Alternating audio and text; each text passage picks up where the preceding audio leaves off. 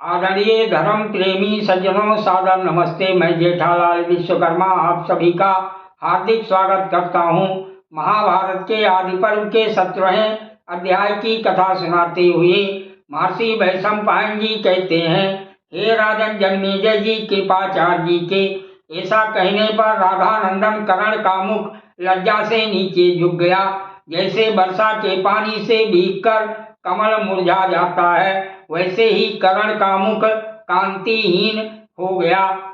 तब दुर्योधन बोला, हे आचार्य जी, शास्त्रीय सिद्धांत के अनुसार राजाओं की 3 योनियां हैं, उत्तम कुल में उत्पन्न पुरुष, शूरवीर तथा सेनापति।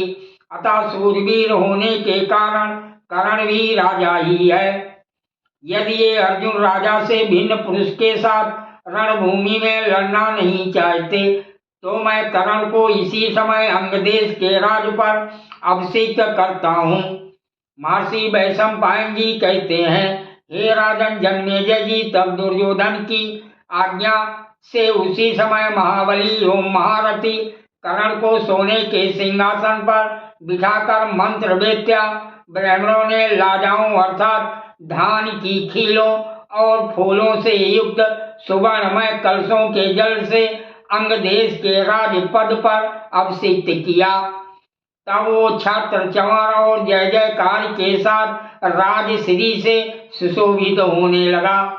हे राजन, उस समय कर्ण ने कुरुश्रेष्ठ दुर्योधन से कहा, हे निरपत शिरोमणि, आपने मुझे जो ये राज प्रदान किया है, इसके अनुरूप मैं आपको क्या भेंट दूं? बताइए, आप जैसा कहेंगे मैं वैसा ही करूंगा। ये सुनकर दुर्योधन ने कहा, हे अंगराज, मैं तुम्हारे साथ ऐसी मित्रता चाहता हूँ जिसका कभी अंत ना हो। दुर्योधन के ऐसा कहने पर राधानंदन कर्ण ने बहुत अच्छा कहकर उसके साथ मित्रता कर ली। फिर वह दोनों अति हर्ष के साथ एक दूसरे को हृदय से लगाकर आनंद मगन हो गए। उधर लाठी का सहारा लिए अधीरथ कर्ण को पुकारता हुआ सा कांपता कांपता रंगभूमि में आया। उसकी चादर खिसक कर गिर पड़ी थी और वो पसीने से लथपथ हो रहा था। पिता के गौरव से प्रेरित हुआ कर्ण अधीरथ को देखते ही धनुष त्याग कर सिंहासन से नीचे उतर आया। उसका मस्तक अभिषेक के जल से भीगा हुआ था। उसी अवस्था में उसने अधीरथ के चरणों में सिर रखकर उन्हें प्रणाम किया। घबराए हुए अधीरथ ने अपने दोनों पैरों को कपड़े के छोर से छिपा लिया और बेटा बेटा पुकारते हुए अपने को कृतार्थ माना। उसने स्नेह से विह्वल होकर कर्ण को हृदय से लगा लिया और अंगदेश के राज पर अभिषिक्त होने से भीगे हुए उसके मस्तक को अपने आंसुओं से पुनः अभिषिक्त कर दिया।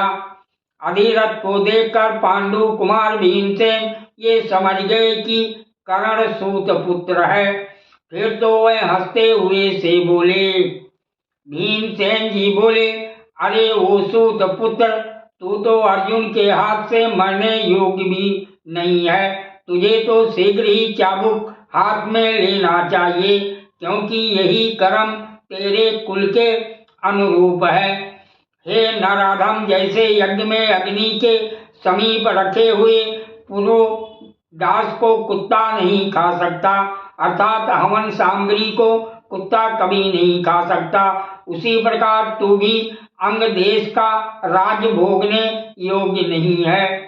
महर्षि वैशंपायन जी कहते हैं, भीमसेन जी के ऐसा कहने पर क्रोध के मारे राधानंदन कर्ण के होंठ कुछ कांपने लगे और उसने लंबी सांस लेकर आकाश मंडल में स्थित सूर्य की ओर देखा। इसी समय महाबली दुर्योधन क्रुद्ध हो मदो उन्मत्त गजराज की भांति भ्रात अर्थात समूह रूपी कमलवन से उछल कर बाहर निकल आया। उसने वहां खड़े हुए भयंकर कर्म करने वाले भीमसेन से कहा, हे वीरकोदर, तुम्हें ऐसी बात नहीं कहनी चाहिए। अर्थात भीमसेन का दूसरा नाम बिरकोदर भी है। क्षत्रियों में बल की ही प्रधानता है। बलवान होने पर छत्रबंधु हीन क्षत्रिय से भी युद्ध करना चाहिए। सूरवीरों और नदियों की उत्पत्ति के वास्तविक कारण को जान लेना बहुत कठिन है। राजा कर्ण अपने बाहुबल से तथा मुझ जैसे आज्ञापालक मित्र की सहायता से अंग देश का ही नहीं समस्त भूमंडल का राज्य पाने के अधिकारी हैं। जिस मनुष्य से मेरा ये व्यवहार नहीं सहा जाता हो, वो रथ पर चढ़कर पैरों से अपने धनुष को झुकाए हमारे सामने युद्ध के लिए तैयार हो जाए। ये सुनकर समस्त रंगमंडप में दुर्योधन को मिलने वाले साधुवाद के साथ ही युद्ध की संभावना से महान हाहाकार मच गया। उधर सूर्यदेव जी अस्ताचल को चले गए। तब दुर्योधन कर्ण के हाथ की अंगुलियां पकड़कर मशाल का प्रकाश करा उस रंगभूमि से बाहर निकल गया। हे प्रजानाथ, समस्त पांडव भी द्रोणाचार्य, कृपाचार्य और पितामह भीष्म जी के साथ अपने अपने निवास स्थान को चल दिए। हे भारत, उस समय दर्शकों में कोई अर्जुन की, कोई कर्ण की और कोई दुर्योधन की प्रशंसा करते हुए चले गए। हे राजन जन्मेजय जी, उस समय कर्ण को मित्र के रूप में पाकर अर्जुन से प्राप्त होने वाला दुर्योधन का भय भी शीघ्र दूर हो गया। महाभारत में अनेक स्थान पर कर्ण का कुमारी अवस्था में कुंती से उत्पन्न होने का उल्लेख मिलता है। ये सब महाभारत में समय समय पर हुए प्रक्षेपों अर्थात मिलावट के कारण है। हमारे विचार में कर्ण कुंती का पुत्र नहीं था। श्री कृष्ण जी द्वारा कर्ण को कुंती का पुत्र बनाया गया था।